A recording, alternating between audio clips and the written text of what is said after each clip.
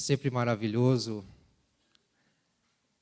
podemos ter a oportunidade de transmitir, compartilhar a palavra de Deus, né?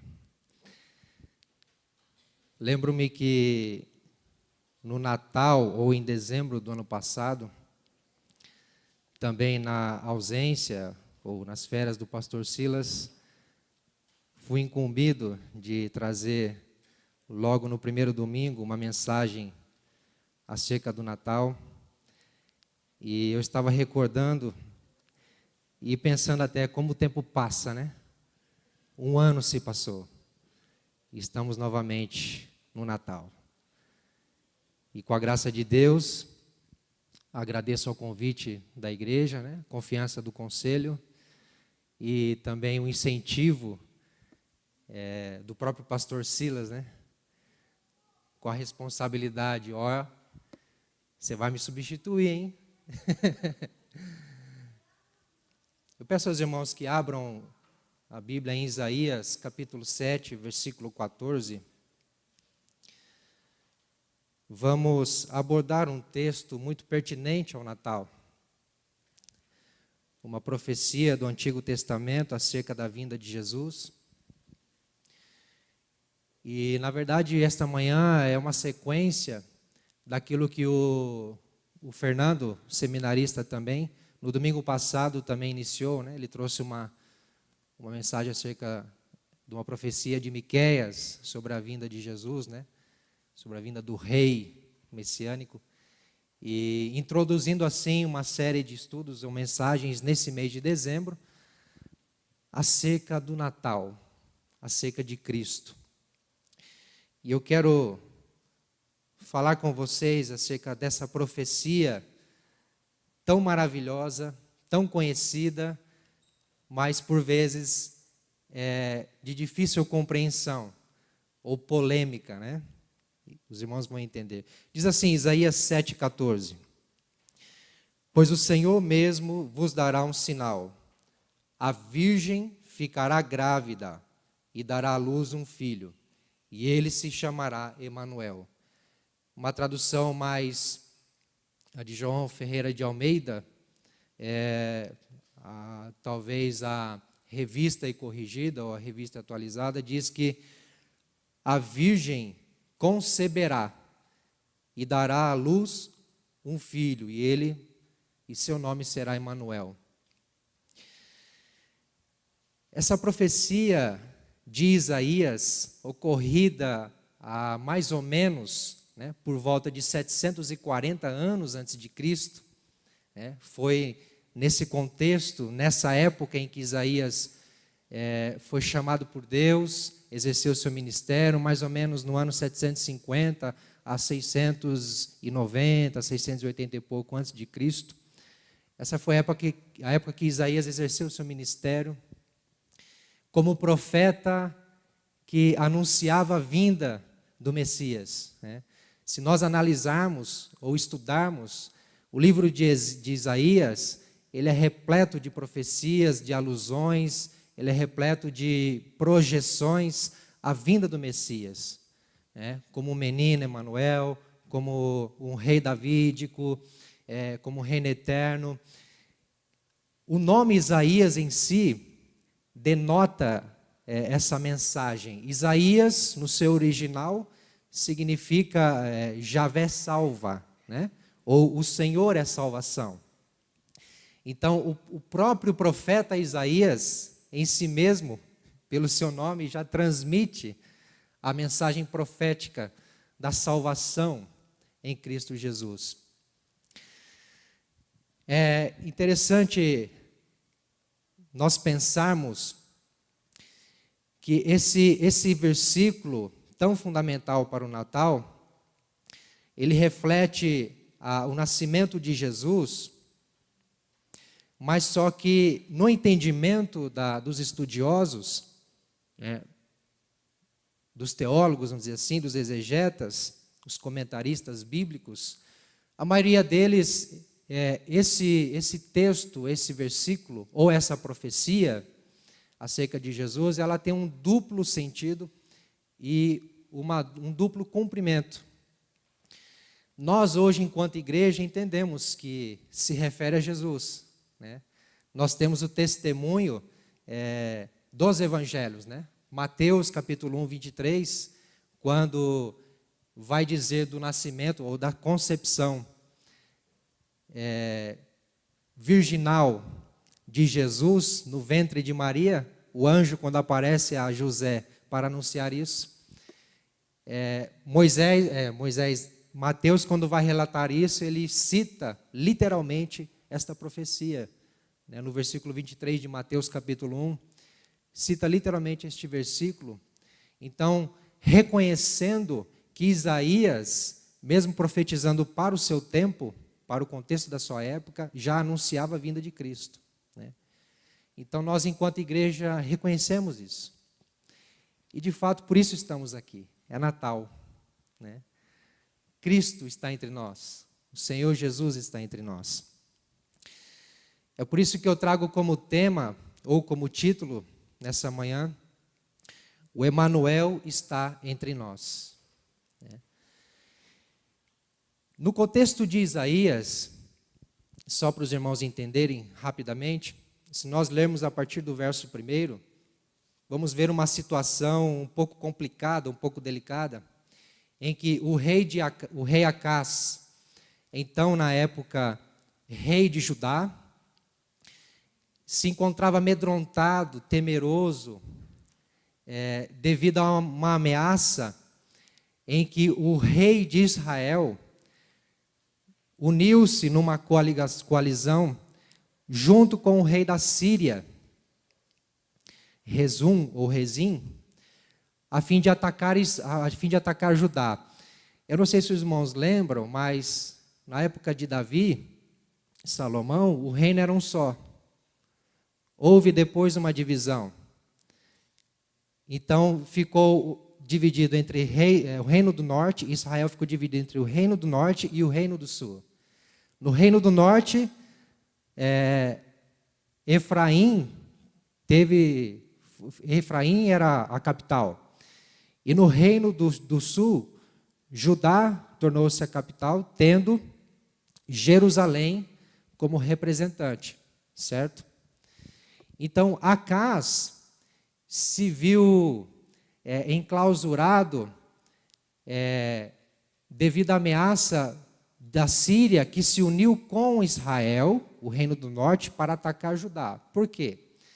Nessa época, por volta de 700 e pouco antes de Cristo, foi o período chamado de período assírio, em que a Síria, né, assim como o Império Romano, muitos anos depois, e mesmo na época de Jesus, dominava as nações, dominava uma boa parte do globo terrestre na época, né? Na época de Isaías, era o Império Assírio, que assolava as nações e assustava, amedrontava o povo de Deus. E o rei de Israel, Rezim, já preocupado, Rezim é rei da Síria, Peca, o rei de Israel, filho de Remalias, preocupado com a possível ataque do rei da Síria, se uniu com o rei da Síria. Então eles formaram uma coalizão e a intenção deles era que Judá também se unisse com eles para atacarem a Síria, ou para, de fato, se defenderem contra um possível ataque deles. Os irmãos estão entendendo? Mas Judá se opôs a isso. Isso nós vemos lá em 1 Reis, eu esqueci de marcar o texto exatamente, mas em 1 Reis nós temos o relato da vida e do reinado de Acaz, e diz que ele não seguiu, né, uma vida de testemunho, uma vida de fidelidade a Deus como deveria, e não confiante em Deus, ele acabou fazendo até mesmo depois uma aliança com o rei da Síria contra o reino do norte de Israel e a Síria. Veja só, Reino do Norte e Síria se unem contra Judá a fim de impedirem a Síria de atacarem eles, né? Ou de assolarem eles. Porém, Acaz, em vez de se unir a estes dois reinos, ele se levanta contra e mais na frente, mais adiante, se une à Síria, o então inimigo declarado e assustador, a fim de atacar e derrotar aqueles que de fato talvez seriam seus amigos. Esse é mais ou menos o contexto. E Isaías, profeta do Senhor, em Judá, no Reino do Sul, junto com Acás, diz a ele para ele não temer. Nós vemos lá no verso 4 do capítulo 7 de Isaías: previne-te e acalma-te, não temas, nem o coração te desanime por causa da fúria desses dois pedaços de tições fumegantes, Rezim da Síria e o filho de Remalias, ou seja, de Israel. Aí no verso 7, Isaías diz assim: assim diz o Senhor Deus, isto não será assim, nada acontecerá. Isaías traz uma palavra de consolo, de conforto, mas também dizendo que Deus era com ele, Deus era com o povo de Judá, com o reino do norte, do sul, e que não era para eles temerem, certo? Mas Acás, na sua hipocrisia e na sua infidelidade, não confia em Deus. Porque Isaías, a partir do verso 10, nós vemos isto. Isaías traz uma possibilidade, Isaías traz uma esperança para Acás, diante da ameaça da coalizão sírio-efraimita. Isaías diz para Acás: pede um sinal ao Senhor, lá no verso 11, teu Deus, seja embaixo nas profundezas, seja em cima nas alturas. Acás, porém, respondeu: não pedirei nada, nem provocarei o Senhor. Então Isaías disse: ouve agora, ó casa de Davi, não vos é suficiente importunardes os homens, ainda quereis importunar também o meu Deus? E aí vem a promessa, aí vem o sinal, que o próprio Deus anuncia, mesmo Acás não tendo coragem de pedir a Deus. Acás teve uma atitude hipócrita, né? Os comentaristas são unânimes em dizer isso, por se achar justo o suficiente em não precisar da ajuda de Deus. Até porque ele precisaria movimentar toda a sua política, todo o seu contingente militar, a sua visão militar, devido ao sinal que Deus daria para ele. Eu estou só dando um pano de fundo, um contexto aqui para os irmãos entenderem, para a gente poder ver qual o significado dessa profecia a Jesus. Até porque esse texto, como eu disse no início, ela tem, essa profecia do versículo 14, do sinal que Deus enviaria, tem um duplo cumprimento. A virgem ficará grávida e dará à luz um filho, e ele se chamará Emanuel. Eu quero trazer aos irmãos, retirando mesmo deste versículo, 3 verdades que nos fazem entender acerca do Emanuel. O Emanuel está entre nós. Quais são essas 3 verdades que nos fazem compreender como ele está entre nós? Como se deu isso? Não é? A primeira sentença do versículo é a seguinte: portanto, o Senhor mesmo vos dará um sinal. Como eu já falei, a igreja primitiva reconhece esta profecia como que cumprida no nascimento de Jesus. Lá em Mateus 1:23 é citado esse versículo na íntegra. E como nós podemos entender, após 740 anos, após mais ou menos 740 anos, vejam só, Isaías profetiza no seu contexto, algo que se cumpriria talvez em torno de 3 anos depois. Lá no capítulo 8 de Isaías, nós vemos que o próprio filho de Isaías nasce e Isaías coloca um nome profético, e os estudiosos entendem que essa criança que Isaías profetiza seria o próprio filho dele, né? Há quem diga até que seria o filho de Acás, mas há controvérsias e não há muita ênfase e força nessa ideia de que seria o filho de Acás. Mas a igreja entende que Jesus é esse menino. Isaías está vendo o futuro, projetando o futuro. Talvez até sem entender, sem compreender. Isaías, usado por Deus, então anuncia a vinda do Messias. Acima de qualquer controvérsia, irmãos, Cristo veio no tempo certo. Talvez alguém possa pensar, Isaías profetizou há 700 e poucos anos antes de Cristo. Quer dizer, quando Cristo veio, que razão nós temos para acreditar que foi o tempo certo? Paulo diz em Gálatas 4:4 que na plenitude dos tempos, Deus enviou seu Filho. Na soberania de Deus, digamos que na boa determinação do seu propósito, como diz em Efésios capítulo 1, não é? Deus então decidiu enviar Jesus nesse tempo. E Paulo usa essa expressão, na plenitude dos tempos, é porque era o tempo certo. Deus quem determinou, ele sabia que este era o momento. Lá em Hebreus, no capítulo 1, verso 2, o autor de Hebreus nos diz que no passado Deus havia nos falado, ou havia falado por meio dos profetas.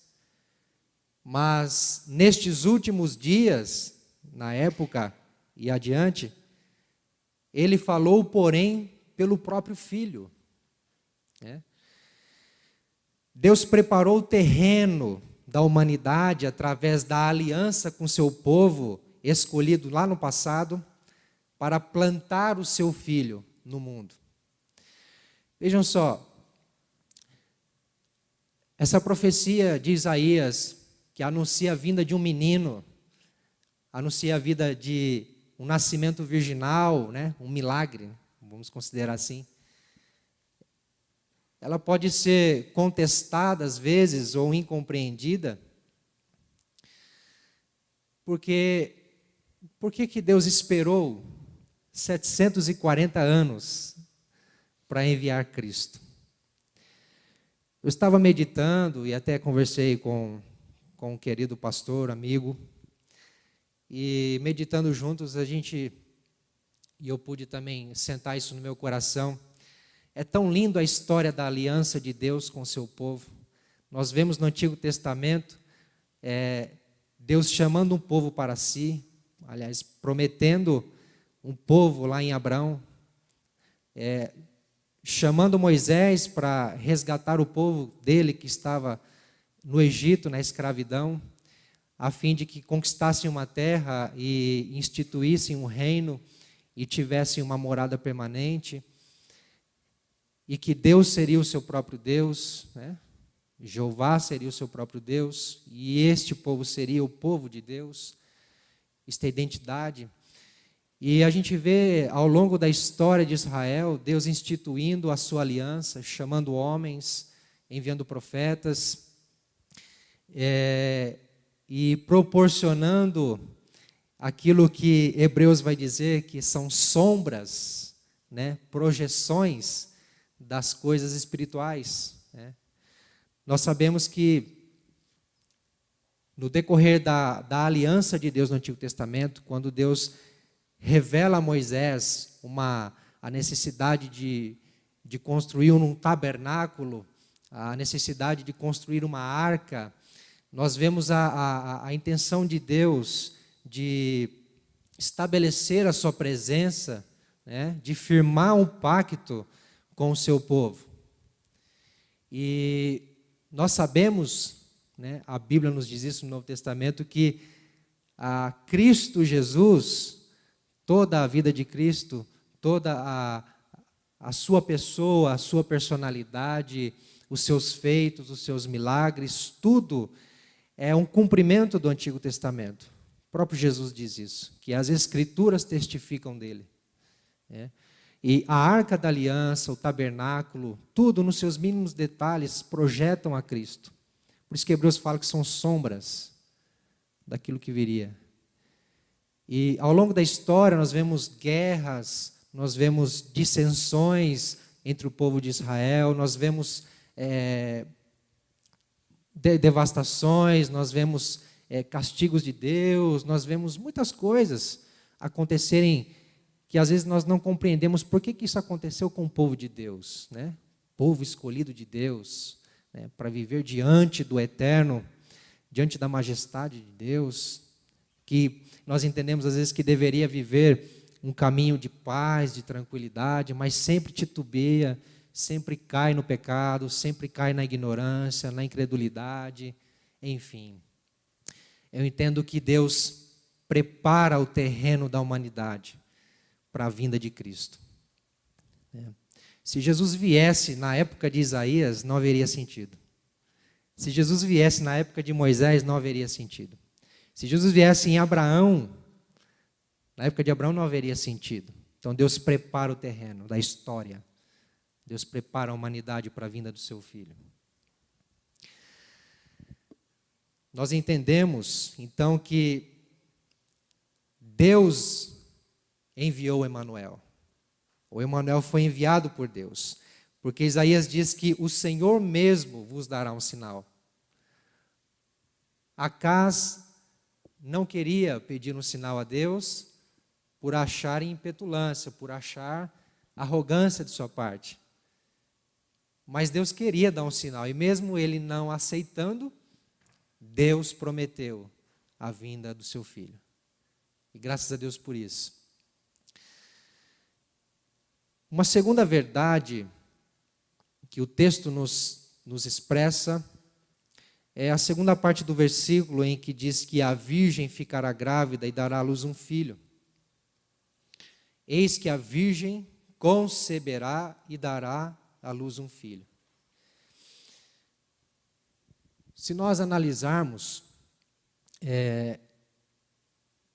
havia um propósito eterno em Deus de trazer Cristo por conta do pecado. Isaías, como um profeta de Deus, é uma figura que traz a mensagem do conserto, a mensagem do renovo, a mensagem da esperança. Deus sempre, após ter escolhido o seu povo, após ter separado para si uma nação, filhos, né, para si, o povo de Israel, Deus sempre vem mostrando que Ele se revela de uma forma paterna, né? E Deus não quer somente um reino, Deus não quer somente uma nação, Deus quer filhos, Deus quer relacionamento. Ele fala isso no Pentateuco, né, a Moisés, que ele seria o Deus de Israel, que ele seria como pai e eles seriam como filhos. E nós entendemos que o pecado, quando entrou no mundo, ele assolou a humanidade e rompeu e, vamos usar até a palavra, estragou a intimidade que nós tínhamos com Deus, né? Adão, quando peca, junto com Eva, deixa de ter um relacionamento íntimo com o Senhor, o qual, no jardim do Éden, desfrutava da presença de Deus, da comunhão com Deus, né? Lá em Gênesis diz que, na virada do dia, Deus visitava Adão. Essa intimidade, esse relacionamento foi rompido por conta do pecado, no início da humanidade. Então, Deus começa a projetar, Deus começa a anunciar, Deus começa a enviar mensagens de esperança, de redenção, de salvação. E aí Deus começa, no meio da história, a chamar homens, profetas, para anunciar a vinda daquele que restauraria essa intimidade com Ele e com seu povo, aquele que aniquilaria o pecado, aquele que venceria a morte, triunfaria sobre a morte e, pela sua graça, restauraria a imagem dele próprio no seu povo. E quando nós pensamos nesse propósito geral, nós entendemos que, por conta do pecado, havia uma necessidade de nós termos um mediador que fizesse mediação entre nós e Deus. Por conta da nossa humanidade decaída, né, havia necessidade de um homem, um ser humano, sem pecado, justo, puro e santo, a fim de, em nosso lugar, pagar o nosso preço, né, assumir a nossa culpa e nos levar à restauração e à intimidade com o Pai novamente. Então Deus, nesse propósito eterno, através de Isaías, anuncia a vinda do Messias, a vinda deste homem, que viria em carne, que nasceria de uma mulher. Por isso que, numa segunda verdade, nós temos a ideia de que o Emanuel, ele é o encarnado em Cristo, né? A encarnação nada mais é do que Cristo assumindo ou assumiu a nossa forma a fim de que recebêssemos ou de que restaurasse em nós a sua própria imagem, a imagem do próprio Deus, né? Aqui nós temos de forma gloriosa o texto de Filipenses, no capítulo 2, em que Cristo deixa sua glória, esvazia-se de si mesmo e, como diz Paulo, não tendo por usurpação ser igual a Deus, ele toma a nossa forma, ele assume a nossa forma como ser humano, não no pecado, e morre a nossa morte, né? Sofre a nossa morte, a fim de que vivamos a sua vida. Isso é encarnação, né?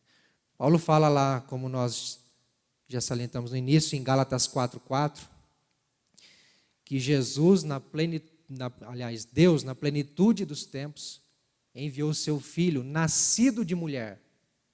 Olha a expressão, nascido de mulher.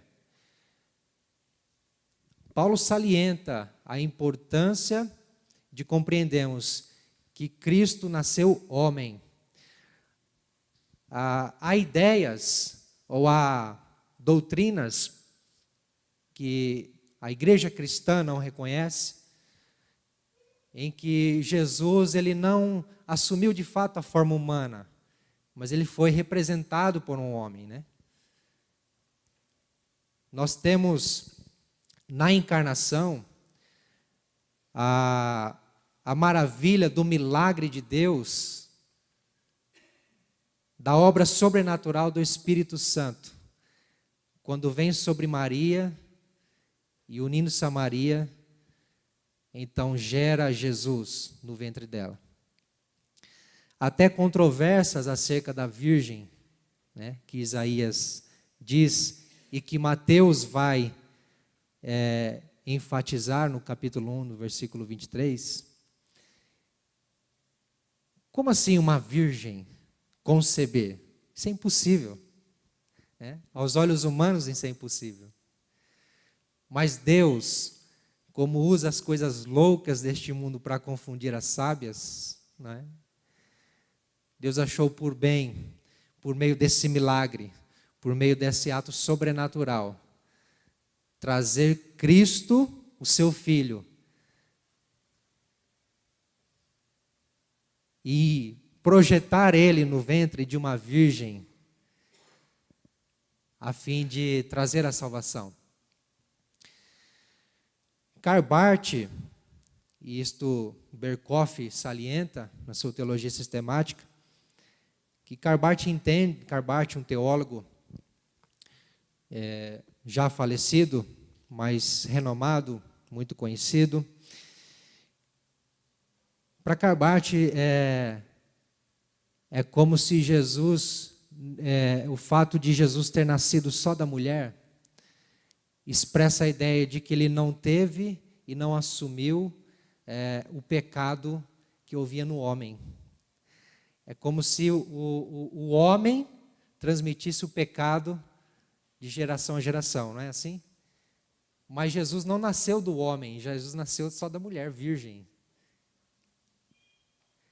E é interessante isso, porque Jesus, ele não recebe a nossa essência no pecado. Jesus não tem uma mente corrompida. Jesus não tem um corpo corrompido. Jesus nasce do Espírito Santo. Santo, justo, puro, verdadeiro.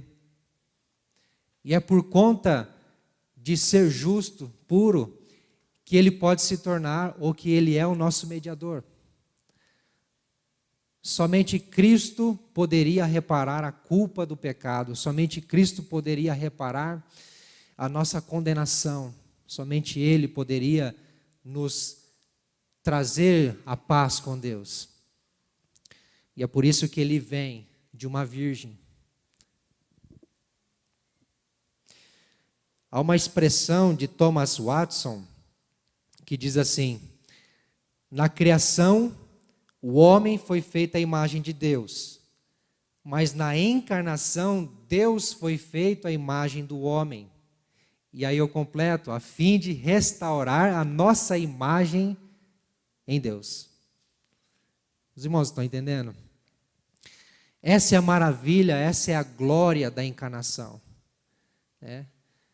Essa é a beleza da profecia de Isaías 7,14. A virgem ficará grávida e dará à luz um filho. Mas há uma terceira verdade nesta profecia, e que se encontra na última expressão do versículo 14 de Isaías 7, que diz assim: e ele se chamará Emanuel. Nós entendemos que, como terceira verdade, que o Emanuel está presente entre nós. Primeiro, ele foi enviado por Deus. Segundo, ele foi encarnado em Cristo. E terceiro, ele está presente entre nós. Deus está conosco. Lá no capítulo 8, se os irmãos estiverem abertos aí, no versículo 8 e também no versículo 10, nos dado uma tradução exata, ou melhorando a expressão do que significa Emanuel. Versículo 8 de capítulo 8 diz assim: chegará a Judá, inundando-o até o pescoço, e a extensão de suas margens encherá a largura da tua terra, ó Emanuel. No verso 10, fazei planos e eles serão frustrados, dai ordens e elas não se cumprirão, porque Deus está conosco, ou seja, Emanuel. E aqui, mais uma vez entendendo que desde o início da aliança de Deus com o seu povo, Ele promete estar presente. É maravilhoso ver desde Gênesis, desde o começo das alianças, né? Abraão, Isaac, Jacó, depois Moisés. É interessante ver a ênfase de Deus quando faz uma aliança com o seu povo, de que Ele estará presente no meio do seu povo. Lá em Levíticos 26:12, ele diz assim: andarei no meio de vós e serei o vosso Deus, e vós sereis o meu povo. O Salmo 46, muito conhecido também, expressa essa convicção da presença de Deus. O verso 7, bem como o último verso do Salmo, diz: o Senhor dos exércitos está conosco. Quando Deus fez uma aliança com Abraão, Ele disse a Abraão que seria o seu escudo, lá em Gênesis 15, no versículo 1. Quando Deus chama Moisés para uma obra grande de libertação do povo de Israel no Egito, na escravidão, Moisés, amedrontado ou talvez desafiado pela grandeza dessa obra, e diante do milagre da sarça ardente, da revelação de Deus, Deus Deus consola Moisés, Deus projeta a ele a verdade de que certamente eu serei contigo. Lá em Êxodo 3:12, Deus diz, certamente serei contigo, para Moisés. Josué também, sucedendo a Moisés, na sua obra de libertação do povo, de conquista da terra de Canaã, liderando o povo de Israel. Também no início do seu ministério, Deus diz a Josué, né? Nós sabemos e conhecemos a frase que diz, não temas, nem te espantes, né? E ele diz assim no verso 1:9 de Josué, o Senhor teu Deus está contigo, por onde quer que andares.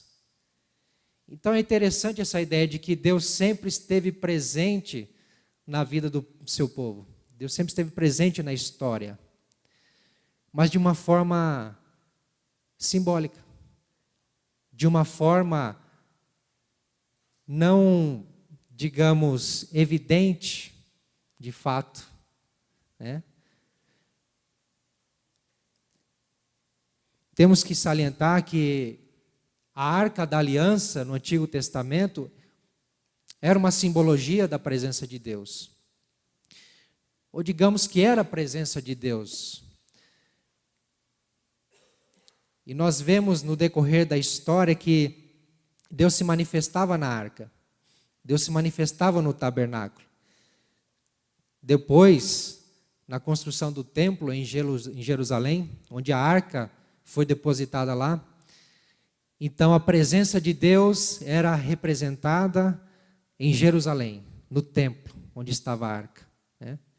Nós vemos vários salmos que expressam essa verdade, essa beleza da santidade de Deus em Jerusalém, da presença de Deus em Jerusalém, por conta do estabelecimento da sua arca, da sua aliança ali. Mas como diz Hebreu, no capítulo 8, no verso 5, tudo isso era apenas sombra, tudo isso era apenas figura daquilo que viria, das coisas celestiais que Deus já tinha projetado e planejado na eternidade. O seu Filho, Cristo Jesus. Simples, né? Cristo, como diz Hebreu também no capítulo 1, eu peço que vocês abram comigo. Hebreus capítulo 1.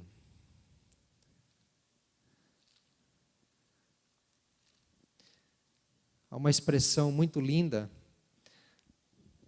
acerca de quem é Jesus.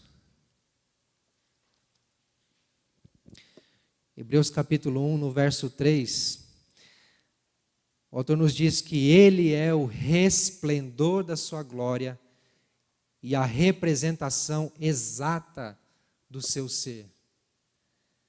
Se outrora na aliança do deserto, no tabernáculo, na arca, na aliança com o povo de Deus, representada ali em Jerusalém, no templo, se isso tudo era sombra, era figura do que viria, agora Deus revela a si mesmo, revela quem Ele de fato é, numa pessoa, Cristo. Jesus é a expressão exata do ser de Deus. Isso é maravilhoso. Eu entendo que Deus, respeitando as nossas expectativas enquanto seres humanos, porque nós somos necessitados de termos presenças, né? Se nós não formos presentes em nossas famílias, não teremos intimidade, não teremos comunhão. Se nós não formos presentes numa empresa, no trabalho, não teremos benefício, retorno, não teremos subsídios. Eu estou usando uma expressão bem simples, mas só para os irmãos entenderem, nós necessitamos desta ideia da presença. Eu lembro-me, semana passada, no velório coletivo, né, que ocorreu lá em Chapecó. Acredito que muitos aqui acompanharam essa situação delicada, muito difícil, em que um time inteiro de futebol, quase um time inteiro, foi ceifado num acidente de avião. E ali, naquele velório, no estádio de futebol, nós percebemos várias personalidades, várias pessoas que representaram suas nações, os seus ofícios. Aí eu comecei a observar Temer, né? O nosso atual presidente. Eu achei interessante a presença dele ali, porque por mais que haja controvérsias acerca da sua presidência, por mais que haja incompreensão, ou por mais que muitos não sejam adeptos, enfim, essa não é a questão, mas ele estava ali representando o Brasil. Ele estava ali representando a nação. E isso é importante. Isso faz toda a diferença, né? Não só ele, mas como tantos outros políticos, ou até mesmo líderes, né, do futebol, do meio futebolístico. E eu achei interessante e comecei a pensar, Deus, sabendo dessa nossa necessidade, de que nós precisamos ver, nós precisamos sentir, nós precisamos perceber, Ele se revelou em Cristo, Ele se fez presente, Ele decidiu estar entre nós, Ele decidiu estar conosco. Paulo escreve em Colossenses, capítulo 1, no verso 15, que Cristo é a imagem do Deus invisível. O próprio Jesus fala no Evangelho de João que Deus é Espírito. Né? Ainda continua dizendo que importa que aqueles que o adoram, adorem em Espírito e em verdade. Mas Deus é Espírito. Ninguém nunca o viu até que Cristo veio. Né? Jesus mesmo vai dizer de si mesmo que Ele e o Pai são um. Lembram da passagem de João 14, 9, em que Felipe, não compreendendo esta mensagem de Jesus, de que Ele era Deus, de que Ele era o Pai, e de que Ele e o Pai eram um, de que Jesus veio revelar o Pai, Felipe indaga, Senhor, mostra-nos o Pai. Jesus então responde, Felipe, há tanto tempo estou convosco. Olha o que Jesus diz, estou convosco. Quem vê a mim, vê o Pai. Assim disse Jesus a Felipe. Então é incontestável que Jesus, Ele não só revela Deus, mas Ele traz a presença de Deus à humanidade. Como nós dissemos, Ele é a expressão exata do ser de Deus. Por isso nós podemos celebrar com João e dizer, né? O evangelista João, quando diz lá no capítulo 1, no versículo 14, eu peço que vocês abram comigo. João capítulo 1, verso 14. Um texto maravilhoso e que expressa essa verdade da encarnação de Cristo, da presença de Deus em Cristo. Diz assim, e o Verbo se fez carne e habitou entre nós, pleno de graça e de verdade. E vimos a sua glória como a glória do unigênito do Pai. Hoje nós podemos celebrar com João, hoje nós podemos cantar, nós podemos nos alegrar, nós podemos adorar a Deus por esta verdade. Nós vimos a glória de Deus em Cristo Jesus, o Filho. Né? Lá no versículo 18 do mesmo capítulo de João, diz assim, ninguém jamais viu a Deus, o Deus invisível, o Deus Espírito, porém o Deus unigênito, que está ao lado do Pai, foi quem o revelou. Cristo revelou a Deus. Portanto, é Natal. Celebramos neste mês o Natal. E por isso podemos glorificar a Deus, porque Ele está conosco. O Emanuel está entre nós, né? Deus está presente. O Emanuel é aquele o qual João Batista identificou e reconheceu, dizendo dele: este é o Cordeiro que tira o pecado do mundo. Este é o Cordeiro de Deus que tira o pecado do mundo. E é interessante que João Batista, né? João Batista, entendendo este propósito eterno de Deus, da salvação, da restauração do seu povo a Deus, né? De um reino espiritual.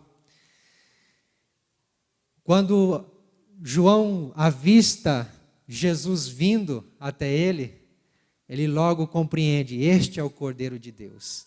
É sobre este que eu estou pregando, é sobre este que os profetas disseram, é sobre este que foi anunciado no passado, é este que Deus prometeu, o Emanuel. Este é o Cordeiro de Deus que tira o pecado do mundo. O Emanuel está entre nós. E eu quero encerrar já, irmãos, quero ler um texto aqui muito importante com vocês.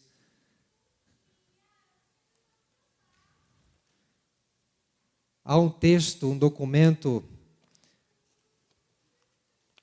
do século XVI, chamado de Confissão Belga, em que traz alguns artigos referentes à nossa fé. Eu quero ler o artigo 18. Por favor, irmãos, preste muita atenção nessas palavras. Confessamos, então, que Deus cumpriu a promessa feita aos nossos ancestrais pela boca dos seus santos profetas, quando enviou ao mundo, no tempo que determinou, seu próprio, único e eterno Filho.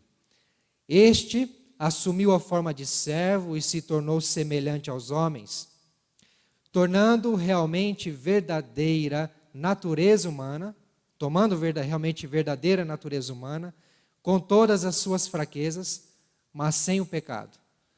Foi concebido no ventre da bem-aventurada Virgem Maria pelo poder do Espírito Santo, sem intervenção do homem.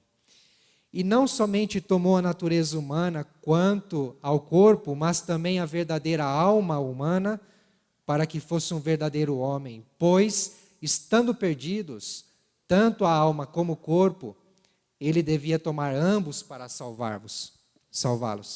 Por isso, confessamos contra a heresia dos anabatistas que negam que Cristo tem assumido a natureza de sua mãe.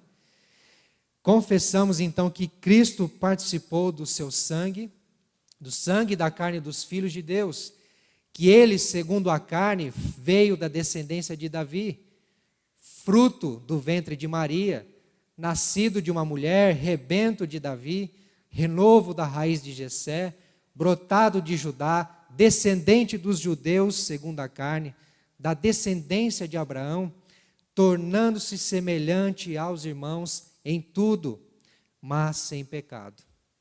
Assim, ele é, na verdade, nosso Emanuel, isto é, Deus conosco. Nós podemos celebrar a glória da presença do Emanuel entre nós. Isto faz toda a diferença para a nossa celebração do Natal, porque Cristo é o Natal. A Deus toda a glória pelo seu Filho, que trouxe a nós a esperança, nos revelando o próprio Pai. É Natal, Deus está conosco, o Emanuel está entre nós, e nós podemos descansar nas palavras de Jesus, em Mateus 28, 20, quando diz que eu estou convosco todos os dias até o final dos tempos. Note bem, Jesus não disse que estaria ou que estará, ele diz estou. Estou. É presente, né? Estou convosco todos os dias até a consumação dos tempos. E esta é a verdade que nós temos de celebrar, o Natal.